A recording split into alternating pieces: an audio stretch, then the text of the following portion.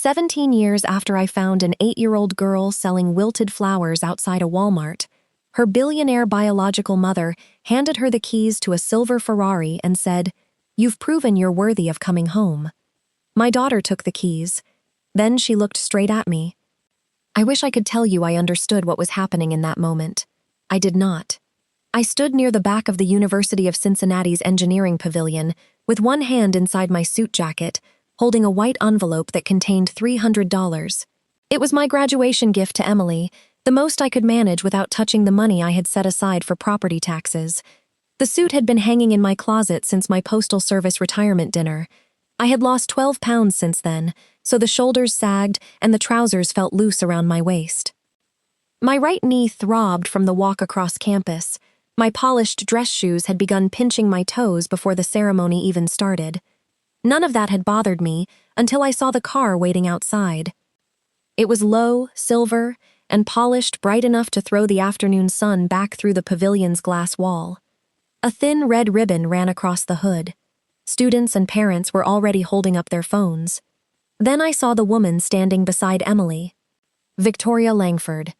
Even people who never read business news knew that name. Langford Medical Systems had its logo on hospital wings throughout Ohio.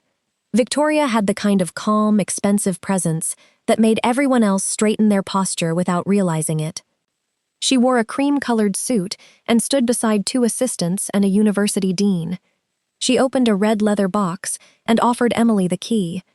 Emily accepted it. For one ugly second, I looked down at the white envelope in my hand and felt ashamed of it. That was where our story had ended up. It began 17 years earlier, on a bitter November night, outside a Walmart on Wilmington Pike in Dayton. I was 46 then, a widower with no children, still delivering mail for the United States Postal Service. One of the younger carriers had called in sick, so I covered part of his route after finishing mine. By the time I clocked out, it was nearly 8 in the evening, and freezing rain had begun tapping against the windshield of my Ford. I stopped at Walmart for coffee, pain reliever, and a frozen dinner. That was when I saw her.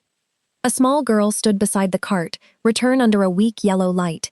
Her gray sweatshirt was too thin for the weather, and the cuffs covered half her hands. She held 5 flowers wrapped in damp newspaper. They were not store-bought flowers. They looked as though she had pulled them from a neglected yard. The stems were bent, the leaves were torn, and the pink petals had turned brown around the edges. She stepped toward a man pushing a cart. "Would you like a flower, sir? Just $1. He passed without looking at her. She did not complain. She returned to the edge of the sidewalk and waited. I watched 2 more shoppers ignore her before I climbed out of my truck. "You have a permit for this flower business?" I asked. Her eyes widened. She looked ready to run. I raised both hands. "Easy. I'm kidding." She studied me carefully. "Do you want one?" she asked. "How much for all of them?" $5. I handed her a 10. She counted the flowers twice before holding them out. "I don't have change." "Keep it." Her face tightened. "I'm not begging." "I didn't say you were. You gave me too much." "Then consider it a bulk order." That earned the smallest movement at the corner of her mouth. Up close, I could see how cold she was. Her lips had gone pale, and rainwater dripped from her hair onto the shoulders of her sweatshirt. "When did you last eat?" I asked. "I ate." "What?" She glanced toward the parking lot. "Food. That clears it right up. There was a McDonald's inside the store in those days. I told her I needed coffee and asked whether she wanted something warm. She refused twice. On the 3rd try, I told her she could pay for her own meal with the flower money if that made her feel better.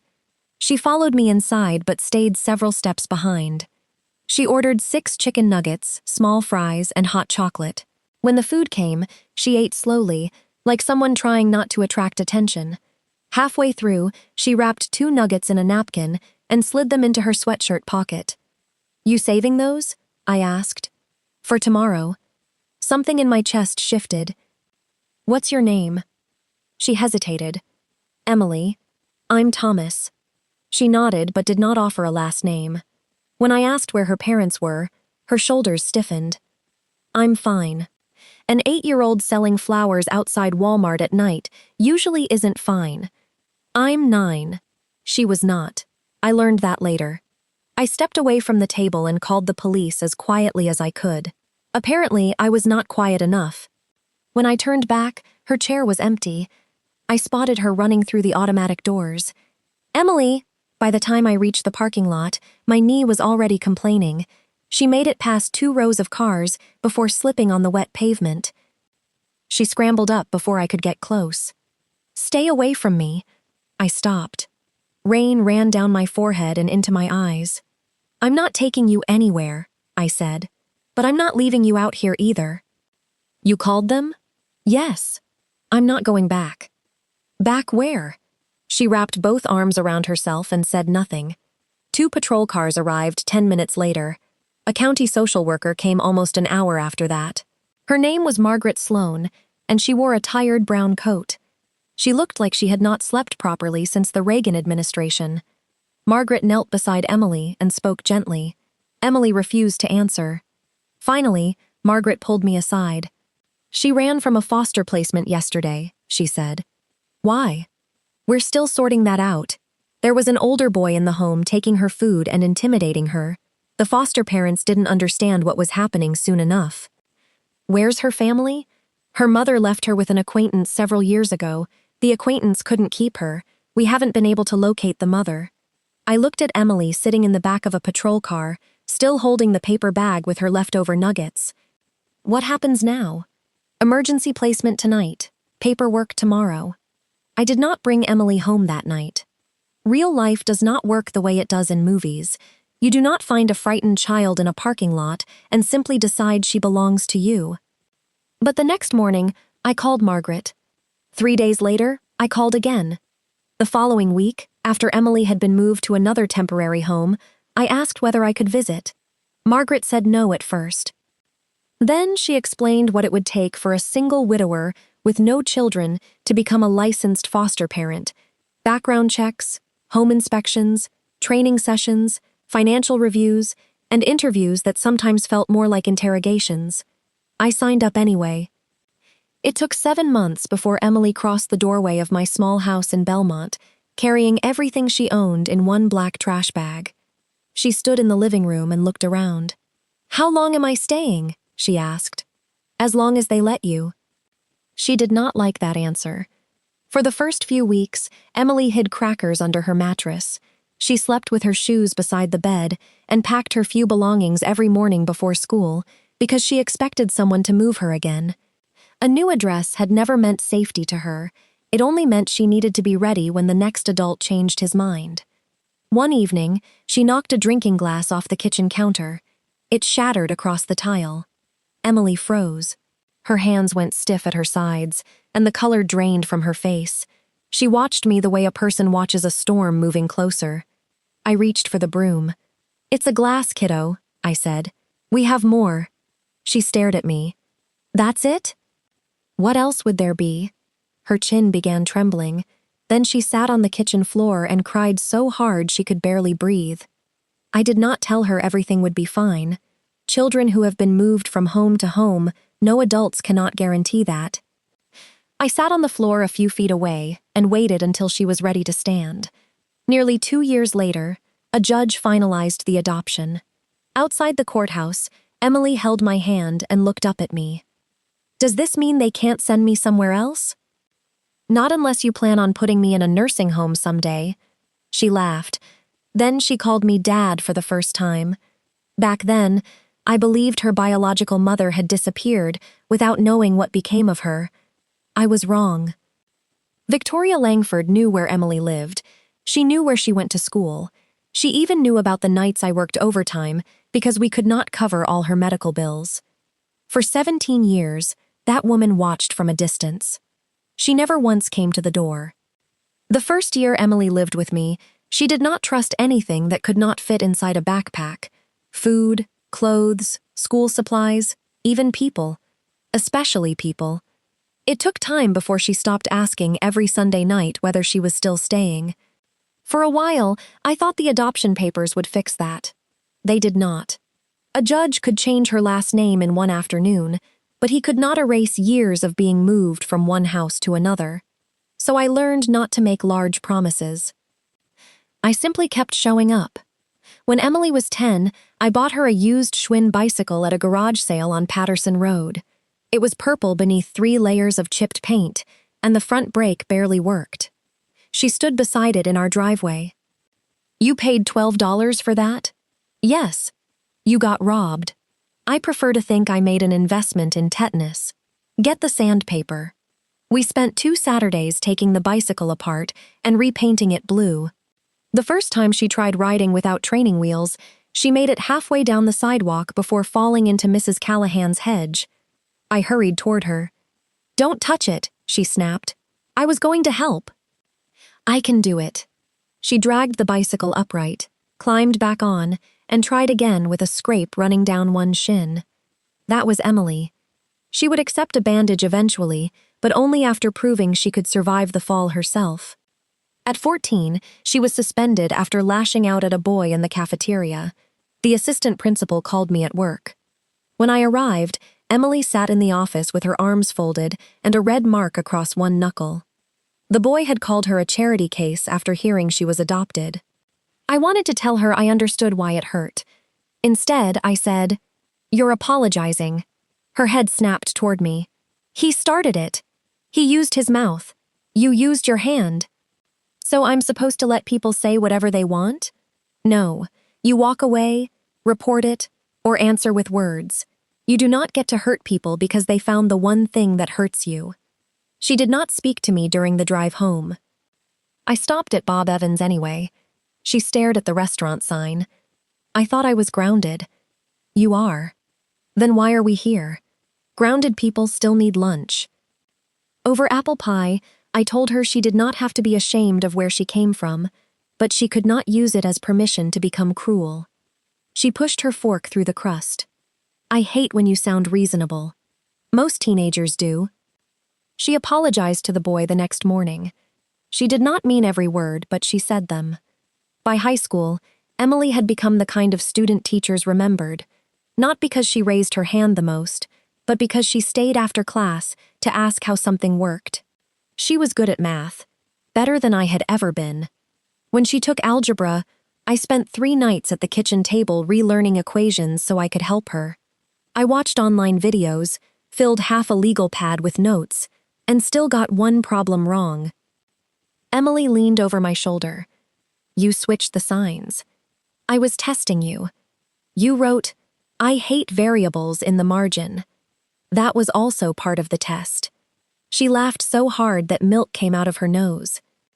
Those were the years I remember most clearly. Not birthdays or report cards, but Tuesday nights at the kitchen table, burned grilled cheese, and arguments over whether she was old enough to stay out past 10. Ordinary things. That is how a home gets built. Not all at once, but piece by piece when nobody is watching. When Emily received her acceptance letter from the University of Cincinnati's biomedical engineering program, she ran into the kitchen holding it above her head. I got in. I looked up from a stack of mail. "You sure?" She slapped the envelope against my chest. "Read it." The scholarship covered tuition, but not everything else. There was housing, a meal plan, books, insurance, lab fees, and a dozen charges universities somehow forgot to mention in their brochures. I told her we would figure it out. She told me not to do anything stupid. So, naturally, I sold my fishing boat. It was not much. A 19-foot aluminum boat with a faded green stripe and an outboard motor that needed prayer on cold mornings. My late wife and I used to take it to Indian Lake before she became ill. After she died, I kept it in the side yard under a blue tarp. I only took it out twice a year, but seeing it there made me feel as though part of my old life was still waiting for me. A man from Springfield bought it for $4,800. I stood in the driveway as he hitched it to his truck. When he pulled away, the tires left 2 pale tracks in the grass. Emily came home that weekend and noticed immediately. "Where's the boat?" "I sold it." Her face changed. "Why?" "It was sitting there. The motor was going." "Dad?" I sighed. "You needed the housing deposit," she said. "It was my boat. It was Mom's too." That stopped me. Emily rarely mentioned my wife that way. She had never met her, but she knew every story. I know, I said. You don't have to keep giving things up for me. I'm not giving up my life. That's what it looks like. I took a breath. You're not taking anything from me, Emily. I'm choosing where to put it. She looked away and wiped her cheek with the heel of her hand. One day, she said, I'm buying you another boat. I'll settle for you paying your phone bill on time. She threw a dish towel at me. College changed both of us. Emily became more independent, which was exactly what I wanted, and somehow harder than I expected. She stopped calling every night.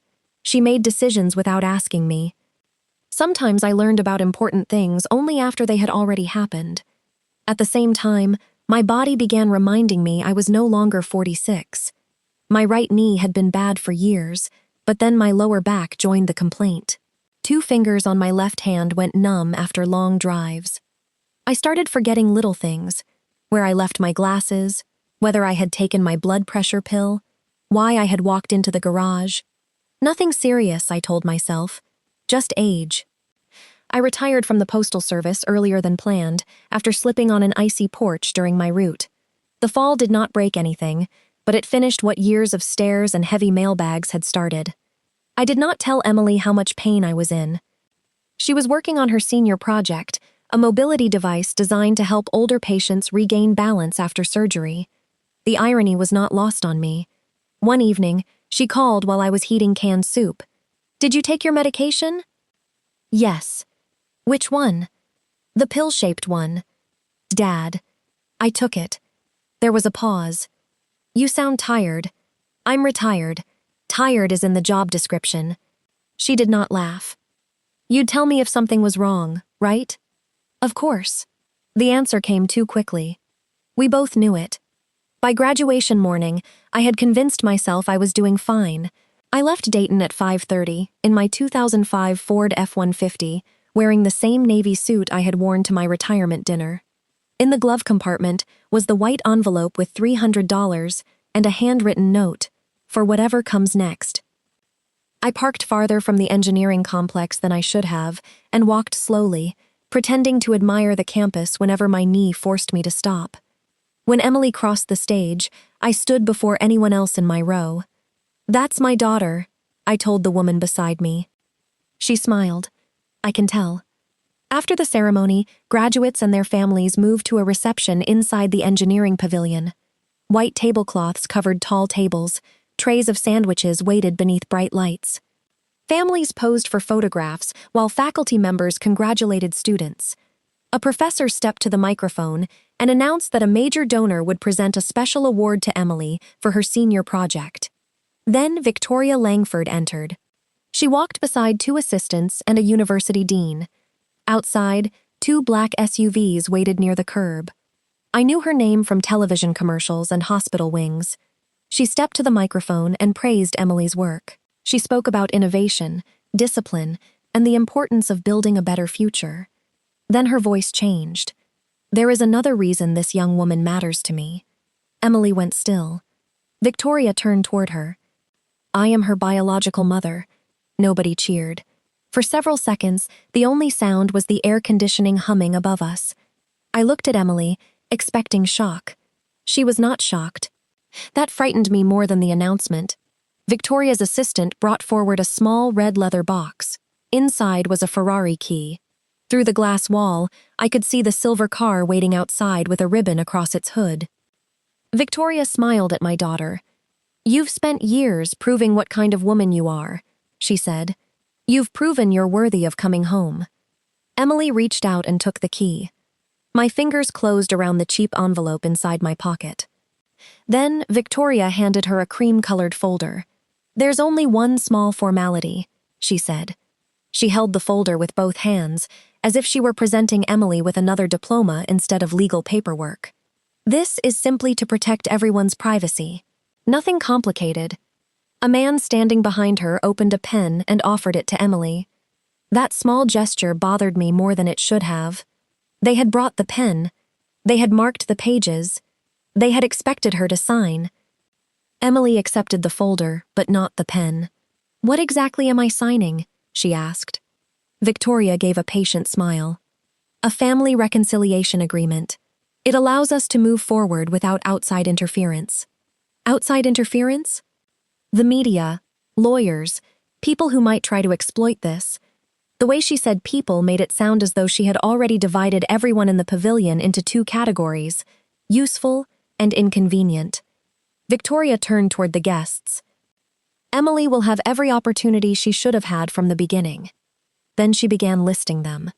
An apartment in Chicago near Langford Medical System's headquarters, a position with the Family Foundation, access to the Langford estate in Lake Forest, a transition fund for travel, clothing, security, and whatever else Emily might need while adjusting to her new life.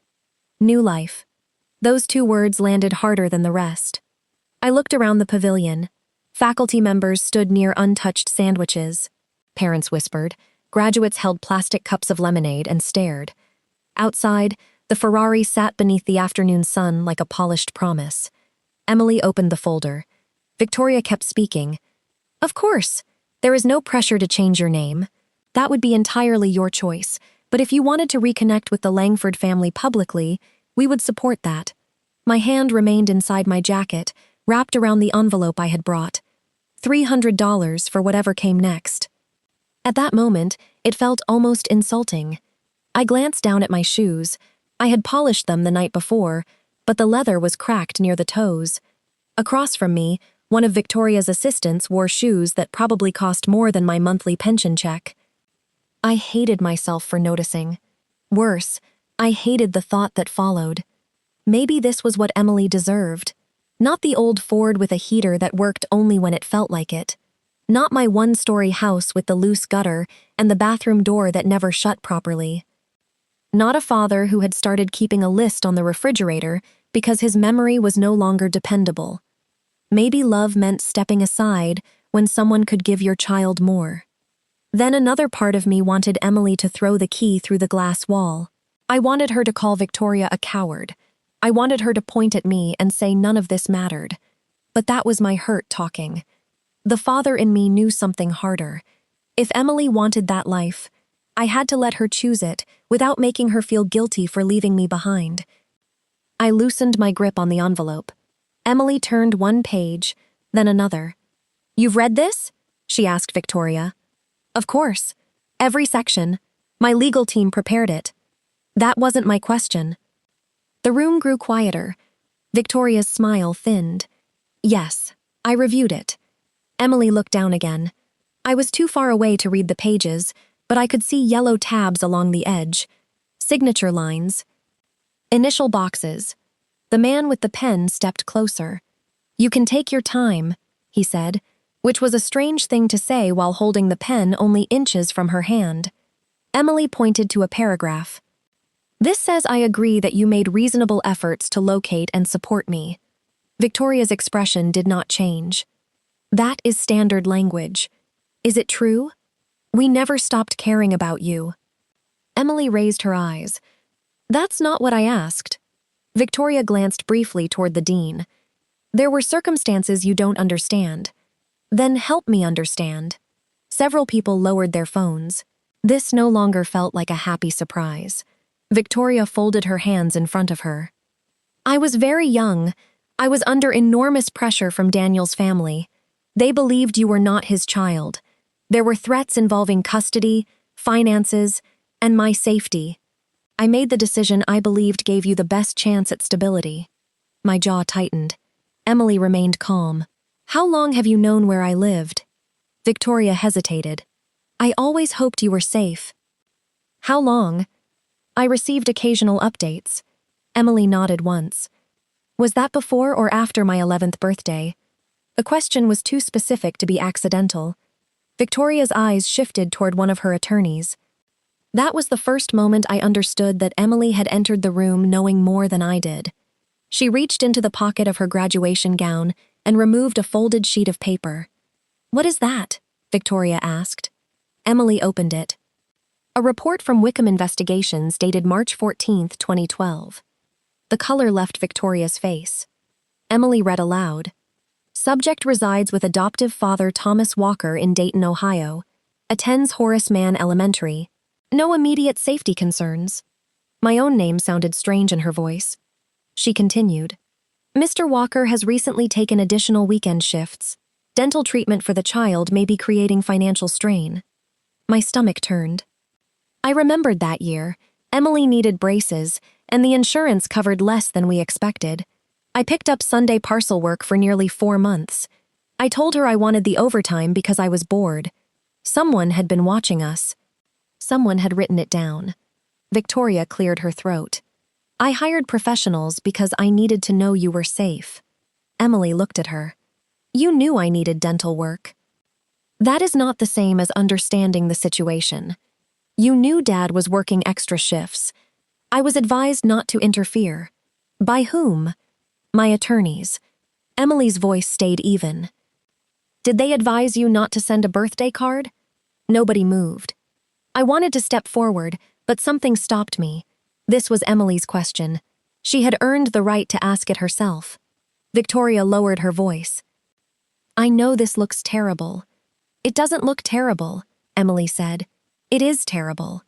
A university employee moved toward the microphone, probably hoping to end the scene. Emily raised one hand. I'm almost finished. Then she turned slightly toward the audience. 3 weeks ago, I was contacted by an attorney named Claire Reynolds. A woman in the 3rd row stood. She wore a dark blue suit and carried a plain leather folder. No assistants. No security. Victoria stared at her. You had no authority to contact Emily before the estate review was complete. Claire's expression remained neutral. I represent the independent trustee. We were legally required to notify her. Emily looked back at me. I must have appeared completely lost because her face softened for half a second. Then she explained. Victoria's husband, Daniel Langford, had died 8 months earlier. His trust included all legally verified biological children. During the estate review, old records led the trustee to Emily. A DNA comparison with Daniel's brother confirmed the truth. Emily was Daniel Langford's biological daughter. She was entitled to a substantial share of the family trust whether Victoria approved or not. She does not have to move in with you, Claire said. Victoria's attorney stepped forward. This is not the place for legal interpretation. Claire ignored him. She does not have to change her name. She does not have to join the foundation, and she does not have to sign away her right to speak honestly about her childhood. The cream-colored folder in Emily's hands suddenly looked different. It was not a welcome home gift. It was a leash wrapped in expensive paper. I looked at Emily. You knew? I asked. She nodded. For 3 weeks. Why didn't you tell me? Her eyes met mine. Because I needed to know why she was coming back. The answer hurt more than I expected, not because Emily had done anything wrong, but because she had carried all of it alone. Victoria stepped toward her. Emily, we can discuss this privately. You are being overwhelmed by people with their own agendas. Emily looked down at the Ferrari key in her palm. Then she closed her fingers around it. Thank you, she said. I'll accept the car. Victoria's shoulders relaxed. A smile returned to her face. Mine must have disappeared. Then Emily turned toward Claire. Now I'd like my attorney to explain what Mrs. Langford expected in return. Claire walked to the front without hurrying. Everyone else in the pavilion looked unsettled. Victoria's lawyer whispered urgently to an assistant. The dean clasped both hands in front of him, as though trying to decide whether the ceremony had become a legal problem or a public relations disaster. Claire looked as calm as if she were approaching a bank counter. She stopped beside Emily. For the record, I represent the independent trustee overseeing the estate of Daniel Langford. I do not represent Victoria Langford, Langford Medical Systems, or the university. Victoria's attorney stepped forward. This is a private family matter. Claire looked at him. Then it probably should not have been announced in front of 200 people. A few nervous laughs moved through the room. Even Emily glanced down to hide a smile. Claire opened her folder. Emily Walker has been legally verified as Daniel Langford's biological daughter. Under the terms of his trust, she is a beneficiary. That status does not depend on where she lives, what last name she uses, whether she accepts employment from the family or whether she maintains a relationship with Mrs. Langford. Victoria lifted her chin. No one said otherwise. Claire turned one page. The agreement your legal team gave her says otherwise in several places. Victoria's attorney shook his head. That is a gross mischaracterization. Then you won't mind if I explain it. He opened his mouth, but Victoria raised one hand. Let her speak. Her voice remained controlled, but I could see the pulse beating quickly at the base of her throat. Claire held up the cream-colored folder. This document requires Emily to acknowledge that Mrs. Langford made reasonable efforts to locate and support her during childhood. Emily looked at Victoria. You didn't. Victoria's mouth tightened. Claire continued. It also prevents Emily from publicly discussing the circumstances of her abandonment, the investigation reports, or any financial hardship she experienced after entering foster care. A murmur spread through the pavilion. It contains a broad release of claims, Claire said, including claims Emily may not yet know she has.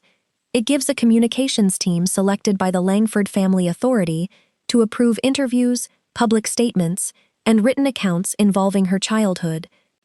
The dean rubbed his forehead. Victoria turned toward the crowd.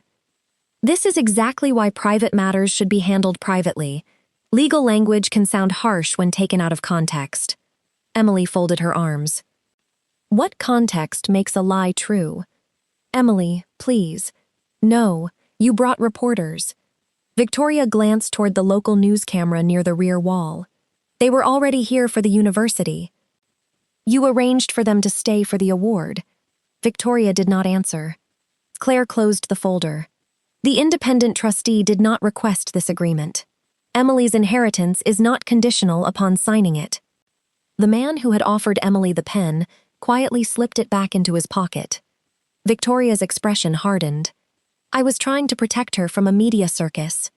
Emily looked around the room. You created one. Another brief, uncomfortable laugh moved through the crowd. Victoria's eyes flashed, but she caught herself. Victoria turned back to Emily and softened her voice. You know only pieces of what happened. I know you left me. I was 29 years old. Daniel's family believed you belonged to another man. They threatened to cut me off completely. They said they would ruin me in court and make sure I never saw you again. Then why didn't you fight? I was frightened. Emily nodded slowly. I can understand being frightened once. Victoria's face shifted. But you weren't frightened for one day, Emily continued.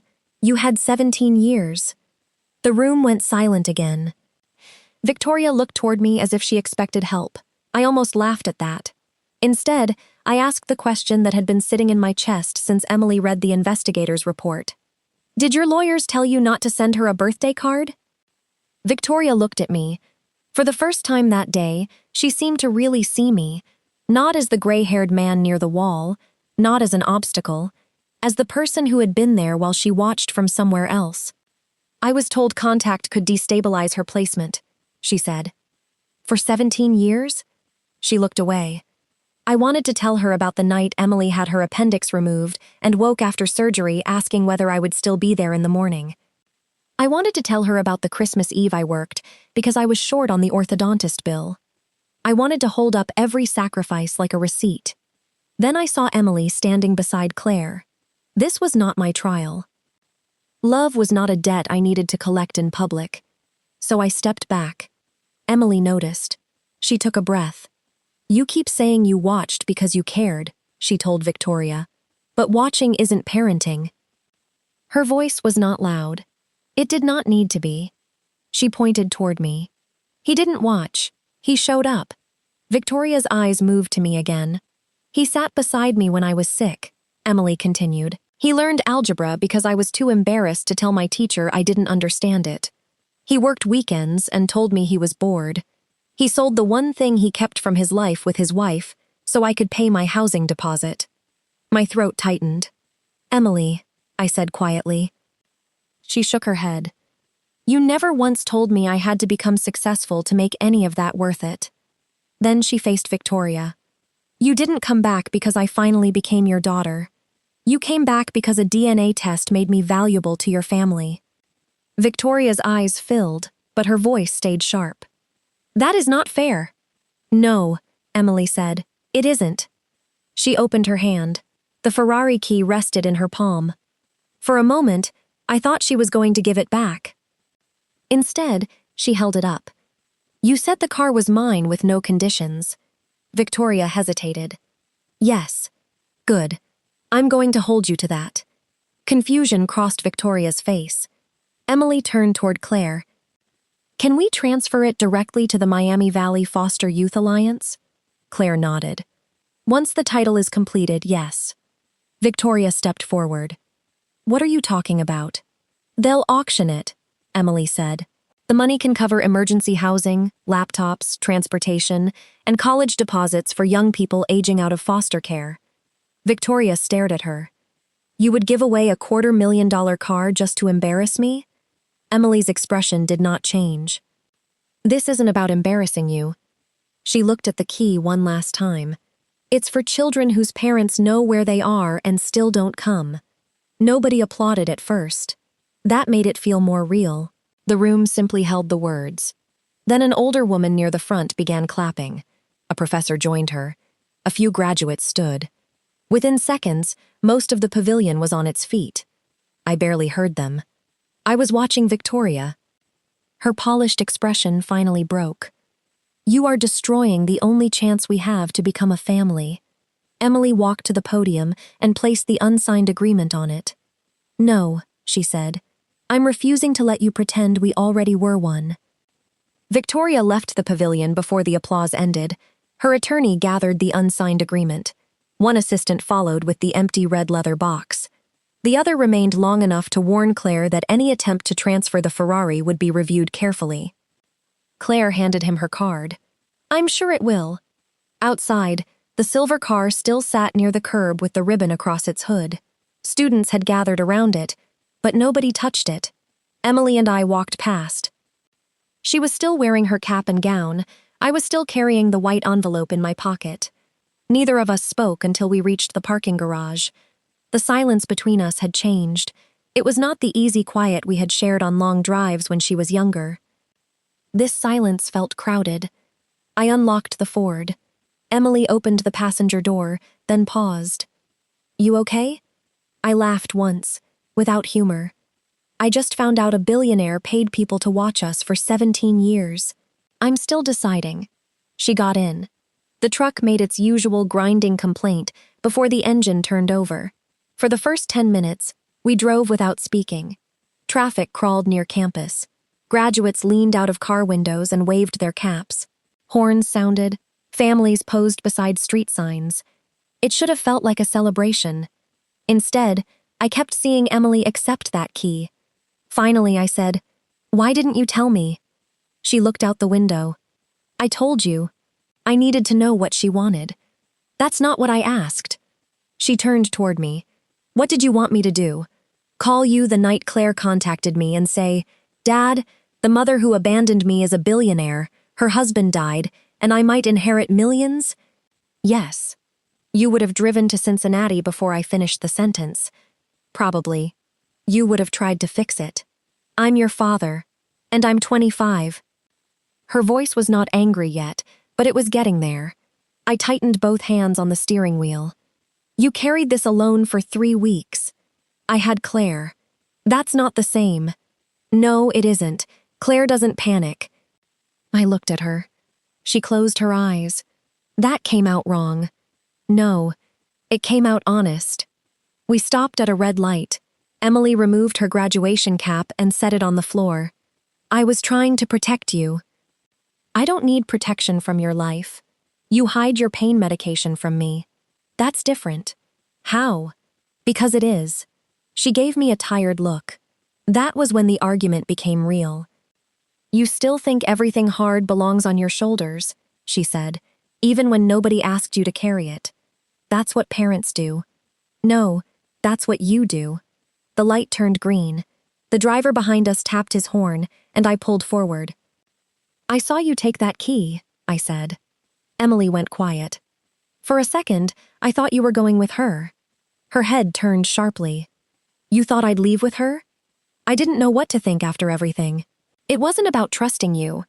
It sounds exactly like that. I exhaled hard. It was about me.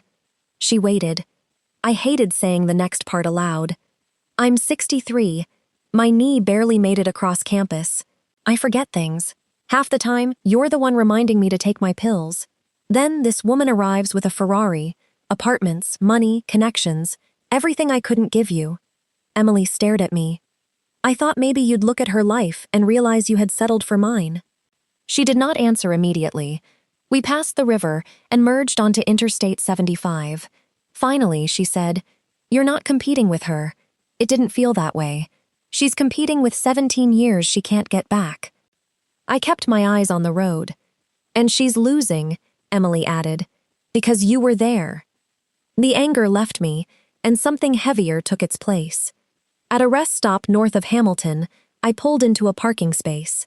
Emily looked at me. "What are we doing?" "My knee needs 5 minutes." That was not the whole truth. I reached into my jacket and handed her the white envelope. She frowned. "What's this?" "Your graduation gift." "Dad." "Open it." She slid a finger beneath the flap and pulled out the check. Then she unfolded the note. "For whatever comes next." Her mouth tightened. $300, I said. "I know it isn't much." She looked at me as if I had said something foolish. "This is the first thing anybody gave me today without asking for something back." I looked away. She reached across the console and took my hand. We sat there until my knee stopped hurting enough to drive. For about 2 days, I believed the worst was behind us. Then the video spread. A student had recorded Emily's speech and posted it online. By Monday morning, local television stations had picked it up. By Wednesday, national websites were running headlines about the former foster child who rejected her billionaire mother. Some people praised Emily, others called her ungrateful. A few claimed I had raised her to hate wealthy people. One man wrote that I had poisoned her against her real family. I read that sentence more times than I should have. Then Victoria released a statement saying she had attempted a private reconciliation and had been ambushed by people seeking financial advantage. Her lawyers challenged Emily's claim to the trust. They could not erase the DNA result, but they could slow everything down. They requested additional testing, questioned whether old adoption records had been handled properly, and demanded a review of every communication between Claire and Emily. The Ferrari remained in legal limbo. Weeks became months. Emily attended meetings, gave blood samples, signed affidavits, and answered the same questions repeatedly. She had planned to start work at a medical device company in Columbus, but she postponed her start date twice. I watched the strain settle into her face. One evening, I found her at my kitchen table surrounded by documents. "You can walk away," I said. She did not look up. "That's what she wants. You don't need the money." "It isn't about needing it." She placed her pen on the table. "If I walk away, she gets to decide that making this difficult is enough to erase me again." That was when I understood. Emily was not fighting for a fortune. She was fighting for the right not to disappear simply because someone powerful found her inconvenient. Victoria had problems of her own. An internal review found that Langford Medical Systems had paid some of the investigators who tracked Emily. The expenses had been labeled risk management. Victoria stepped aside from daily operations while the board investigated. She did not lose everything overnight. Real life rarely works that neatly. But for the first time, the control she had always depended on began slipping from her hands. 6 months after graduation, Claire called while Emily and I were eating chili at my kitchen table. "The trustee has approved the claim," she said through the speakerphone. "Fully." Emily closed her eyes. I reached for her hand. "There's one more thing," Claire added. Emily opened her eyes again. "What?" "Victoria has requested a private meeting before the final documents are signed." "With lawyers?" "No." "Public relations people?" "No." Claire paused. "She says she wants to come alone." 6 months earlier, I would have laughed if someone told me Victoria Langford wanted to meet us without lawyers, cameras, security, or assistants carrying leather folders. Emily chose a small diner just outside Dayton called Mel's Country Kitchen. It stood beside an old highway where truckers still stopped for coffee before sunrise. The booths had been worn smooth by decades of elbows and conversations. Victoria arrived 5 minutes early. I almost did not recognize her. The expensive cream-colored suits were gone. She wore dark jeans, a navy sweater, and a light jacket. There was not a security guard in sight. She looked older, not because of wrinkles, but because she looked tired. She spotted us, walked over slowly, and stopped beside the booth. "Thank you for coming." Emily nodded toward the empty seat. Victoria sat. The waitress poured coffee for all three of us, completely unaware that she was interrupting one of the strangest family reunions in Ohio. For almost a minute, nobody spoke. Finally, Victoria wrapped both hands around her coffee mug. "I've practiced this conversation 100 times," she said quietly. "In every version, I sounded as if I were defending myself." Emily did not answer. Victoria looked at her. "I spent 17 years telling myself a story." "What story?" Emily asked. "That I left because I had no choice." She took a slow breath. There was some truth in that. Daniel's parents hated me after they learned I had been involved with someone else. They convinced Daniel that you could not possibly be his daughter. Victoria looked down. "When I left, I told myself I would come back after things settled down." "But you didn't." "No." "Why?" Victoria closed her eyes. "Because every year it became harder." Silence settled over the table. "I received reports about you," she continued. "At first, I only wanted to know whether you were alive." "I know." "Then I learned you had been placed with Thomas. I stayed quiet. I told myself you were finally safe." Emily leaned forward. "And that made leaving easier." Victoria nodded. "Yes." She did not try to soften it. "That was the lie I repeated until I believed it." Another pause. "When I saw reports saying Thomas was working overtime, when I saw your school pictures and grades, I convinced myself that appearing would only confuse you." She looked directly at me. "The truth is, I was not protecting Emily." Victoria swallowed. "I was protecting myself." The words remained between us. No excuse followed, no attempt to explain them away. "I was terrified," she whispered. "Of what?" Emily asked. "Of seeing the damage I had done." The waitress returned with breakfast plates. Nobody touched the food. Victoria looked at Emily again. "The day Daniel died, I wasn't thinking about money. I was thinking about secrets. When the trust attorney began reopening old records, I panicked." She gave a bitter little laugh. "My first thought was not that I might finally have another chance to know my daughter. My first thought was that the entire country might discover what kind of mother I had been." Emily remained silent. "So I tried to control everything," Victoria said. "The Ferrari, the agreement, the press, all of it." She looked down at her hands, then met Emily's eyes. "I did not come back because you needed your mother." A tear rolled down her cheek. "I came back because I needed control." She took a shaky breath. "I'm sorry." Nothing else followed. No but. No excuses. No blaming Daniel. No blaming lawyers. Just those two words. Emily watched her for several seconds. Then she spoke. "I believe you're sorry." Victoria looked up with a trace of hope. "But believing you're sorry is not the same as pretending nothing happened." The hope faded, replaced by something quieter. "I know."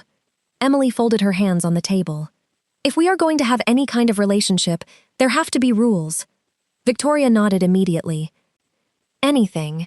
You do not show up at Dad's house without asking." "I won't." "You do not send gifts hoping they will fix the past." "I understand." "You do not call him my adoptive father." Victoria glanced at me, then back at Emily. "I won't." "And you never tell another person that you raised me." Victoria's eyes filled again. "I won't." Emily continued. "If you lie about what happened one more time, even once, we are done." Victoria did not hesitate. "I accept that." The conversation lasted another hour, not because everything was solved, but because for the first time, nobody was trying to win. Victoria asked about Emily's work. Emily answered politely. Victoria asked about my knee. It still complains louder than I do, I said. She actually smiled. It was a small smile, a human one. When we stood to leave, Victoria reached into her purse. My shoulders tightened. She noticed. Not a gift, she said softly. She placed a folded piece of paper on the table. It was her personal phone number. No assistants, no lawyers. If either of you ever wants to talk, call me directly. Emily picked it up. She did not promise anything. Neither did I. Sometimes that is what forgiveness looks like. Not a hug, not tears, just leaving one door unlocked. A month later, the trustee finalized everything. Emily received exactly what the law said belonged to her. She did not move into the Langford mansion. She did not join the family company. She kept working as an engineer and returned to the ordinary routines she had built for herself before anyone placed a Ferrari key in her hand. The car was transferred to the Miami Valley Foster Youth Alliance and sold at auction. The money became emergency housing, laptop grants, transportation assistance, and college deposits for young adults aging out of foster care. Emily paid off the remaining mortgage on my house. I argued for 3 days. I don't need you paying my bills. She smiled.